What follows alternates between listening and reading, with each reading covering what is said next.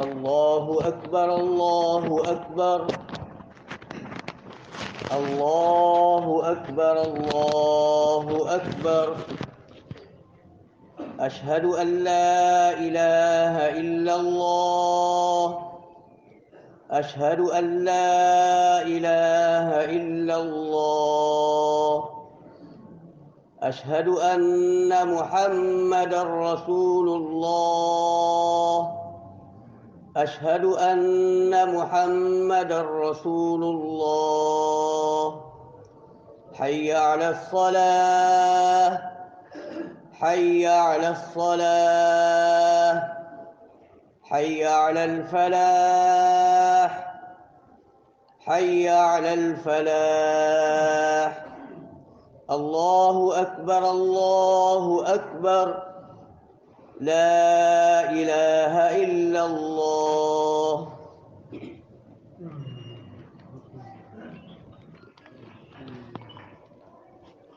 الحمد لله نحمده ونستعينه ونستغفره ونؤمن به ونتوكل عليه، ونعوذ بالله من شرور أنفسنا ومن سيئات أعمالنا. من يهده الله فلا مضل له ومن يضلله فلا هادي له، ونشهد أن لا إله إلا الله وحده لا شريك له، ونشهد أن سيدنا ونبينا ومولانا محمدًا عبده ورسوله، صلى الله تعالى عليه وعلى آله وأصحابه وأزواجه أجمعين. أما بعد، فقد قال رسول الله صلى الله عليه وسلم: بني الإسلام على 5: شهادة أن لا إله إلا الله وأن محمدًا رسول الله، وإقام الصلاة وإيتاء الزكاة والحج وصيام رمضان. وقال عليه الصلاة والسلام: 5 صلوات افترضهن الله، من أحسن وضوءهن وصلاهن لوقتهن وأتم ركوعهن وخشوعهن كان له على الله عهد أن يغفر له، ومن لم يفعل فليس له على الله عهد، إن شاء غفر له وإن شاء عذبه. وقال عليه الصلاة والسلام: والذي نفسي بيده، لقد هممت أن آمر بحطب فيحطب، ثم آمر بالصلاة فيؤذن لها، ثم آمر رجلا فيؤم الناس، ثم أخالف إلى رجال لا يشهدون الصلاة فأحترق عليهم بيوتهم. أعوذ بالله من الشيطان الرجيم. وأقم الصلاة طرفي النهار وزلفا من الليل، إن الحسنات يذهبن السيئات، ذلك ذكرى للذاكرين.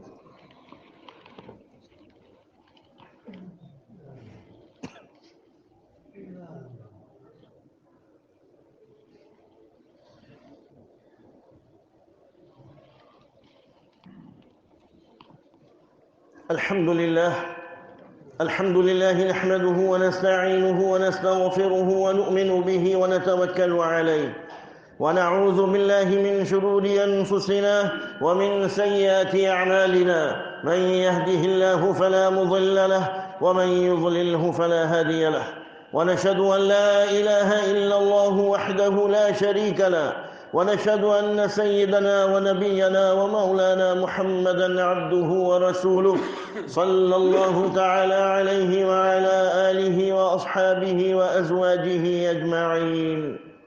أما بعد، أرسله بالحق بشيرا ونذيرا بين يدي الساعة. من يطع الله ورسوله فقد رشد، ومن يعصهما فإنه لا يضر إلا نفسه ولا يضر الله شيئا. أعوذ بالله من الشيطان الرجيم. إن الله وملائكته يصلون على النبي، يا أيها الذين آمنوا صلوا عليه وسلموا تسليما.